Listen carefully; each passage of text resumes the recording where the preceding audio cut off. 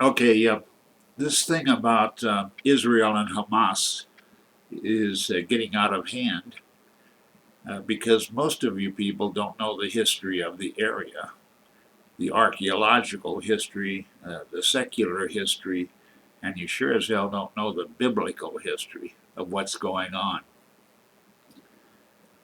A lot of you, if you've read what Christ had to say, his interaction with the high priest, the Sadducees, the Pharisees, you say, well, he really didn't like these people.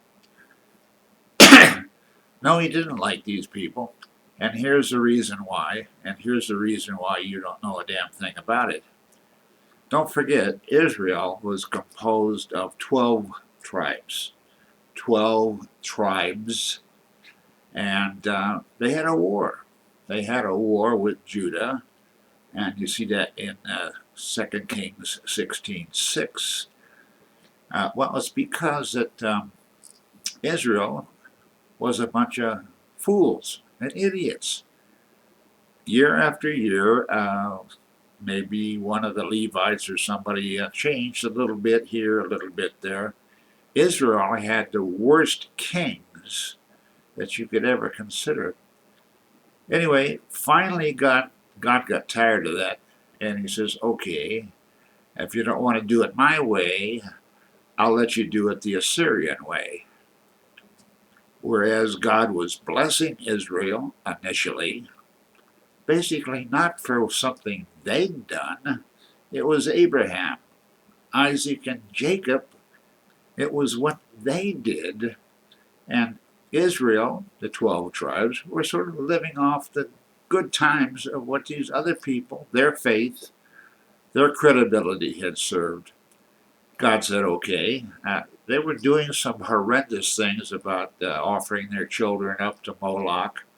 Go over to Jonathan Kahn, Jewish man, New Jersey. He has a very good ministry. He'll set you straight. Anyway, if you get into Numbers, First and Second Chronicles, things like that, which most Christians don't even go near, you'll find out that God said, "Okay, let's see how you like the Assyrians." So uh, they were taken captive, and the Assyrian says, "Fine, we'll put some other junk people in here, and we'll take you on off to where we can use you." They did. And so everybody says, "Oh, well, they disappeared after that." They don't have an idea where they went. But anyway, so God said, "Well, I'll see what I can do with Judah and the Benjamites." And most of the Levites said, "Well, we don't have much to do up in Galilee, up in Syria. Let's stick with the temple."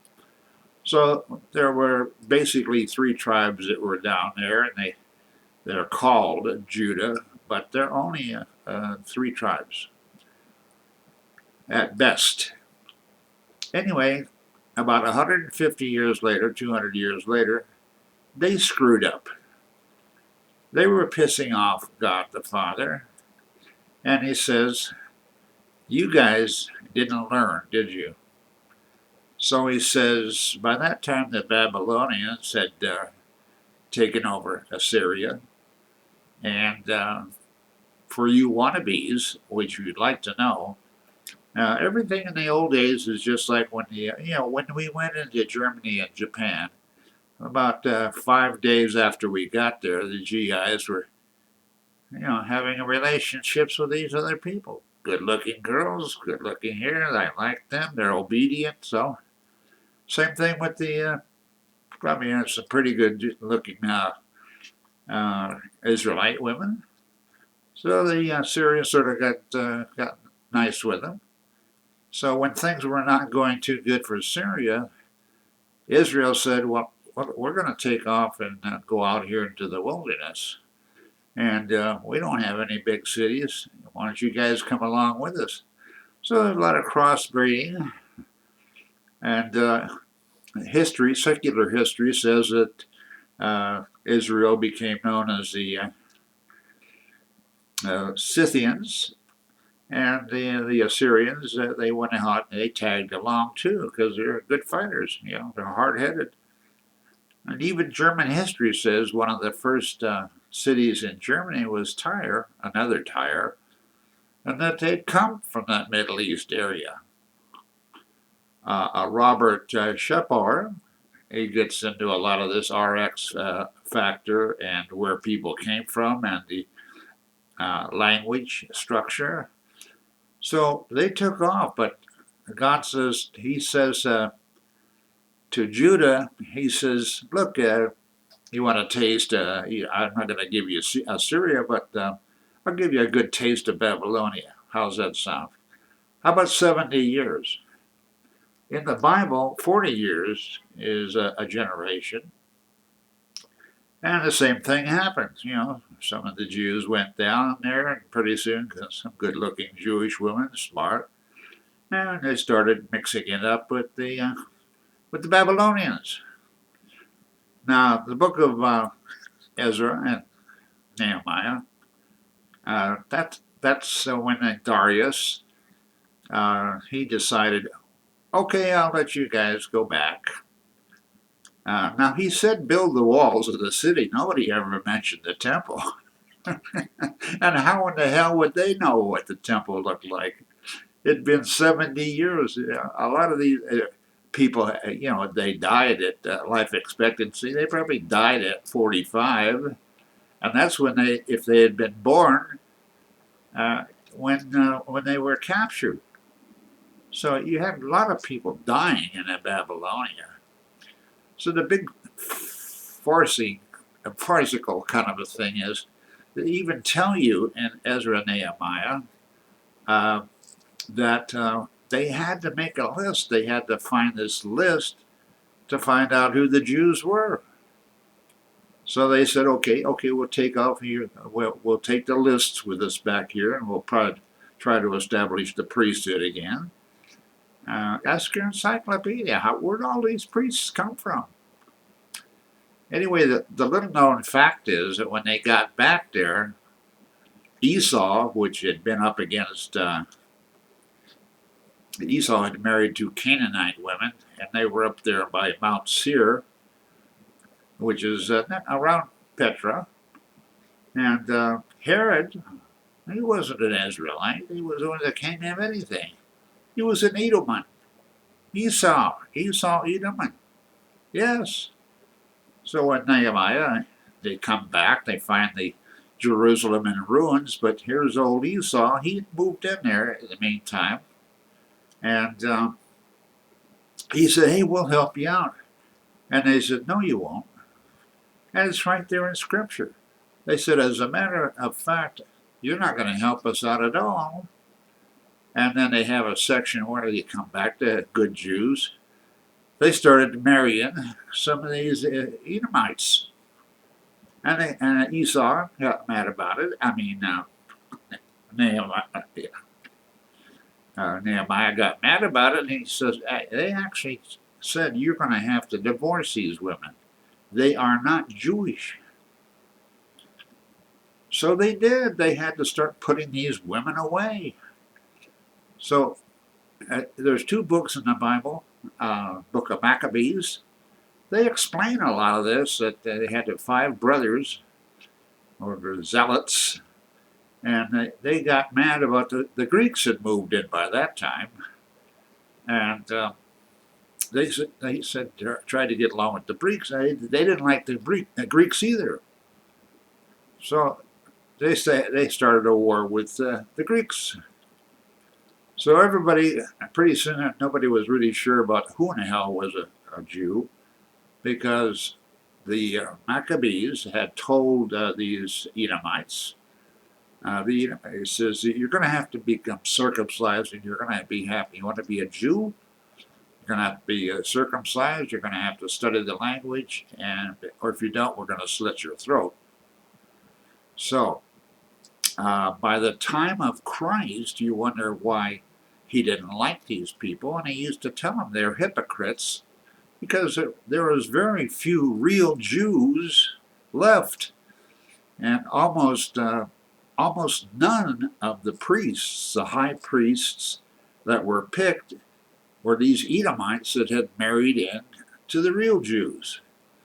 So they're one of the reasons Christ came was because these Edomite Jews had brought a lot about they've changed the law of God. It was a simple kind of a situation. No, they bring the Tanakh and the Mitzvah, and they bring all this back from Babylon. That's why he told these people, you don't teach the commandments of God, you teach the commandments of men.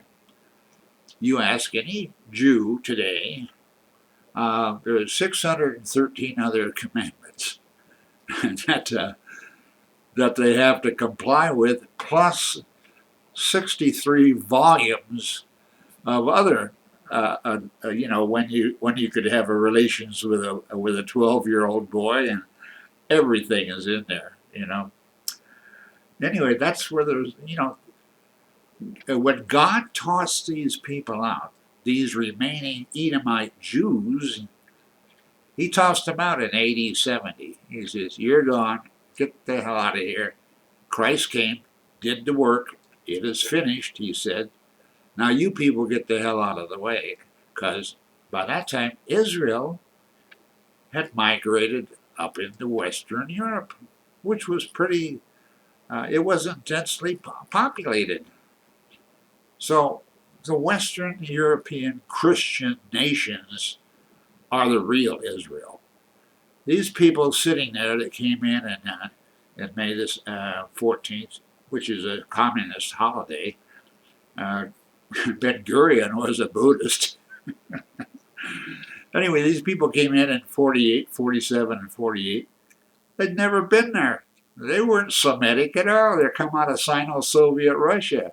And in the meantime, this Khazaric tribes, which were Turkish tribes, they tried out Christianity and said, no, they're weak. You can't murder anybody. So they tried out the Islamics, and they said, no, we don't like them either because you can't drink. So they said, well, we'll take over Judaism because non-Kedar, you can disavow any promises you'd made that year. So that worked out, and that's who these Jews really are. Outside of that, you read 3 books: Our Gang, Our Crowd, Jim Bamfield, I think. There's another one about the Jews that's come to the United States. One's called A Kingdom of Our Own, and that's Metro Goldwyn Mayer and how all the movie studios got controlled by the Jews, and they still are. Anyway, that's these people. Hamas doesn't belong there either.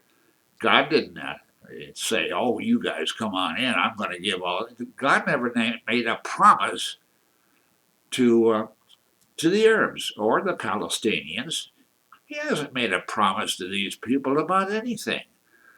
Just because you move into an area, well, move out. But these people don't bring anything. They don't have a history of academia. They haven't started any colleges. The only thing that the Arabs probably had really invented was the zero. That's where we're at today. God didn't put either one of those people in there. Theodor Herzl started the Zionists along with 3 other German Jews, and they said, well, we can't get along in Europe, why not we'll go over here and we'll take over what we think is our property. And now that's what they don't tell you about, that they moved in there, gave the Palestinians that were born and raised there, had been there for centuries. He said, you got 30 minutes to get the hell out of Dodge. And then they took their bank accounts, they took over the hospitals, took over, because it was really German Protestants that came to Haifa in the late 1800s. There weren't any Jews fighting to get in over there. So anyway, I'm going to give you that little piece of information.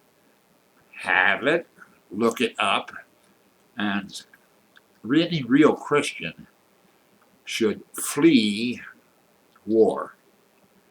You're not to get involved. I should talk. I was in the military for over 30 years. Air Force, Army, trained with the Marine Corps, trained with SEAL Team 1, a Delta Platoon. When the Army didn't have a school, we used to go over and tell somebody else we needed to go to their school.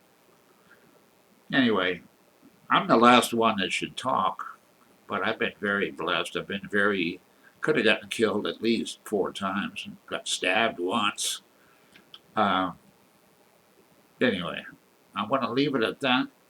If you're a Christian here, do not get involved in any kind of a war, because you don't have a place being there anymore.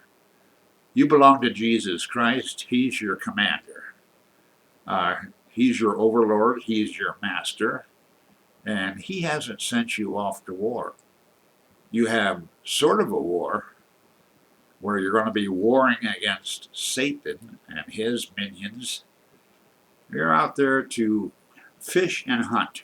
You're going to be fishing and hunting for people that are having a problem and they want to know more about God. They want to know more about Jesus.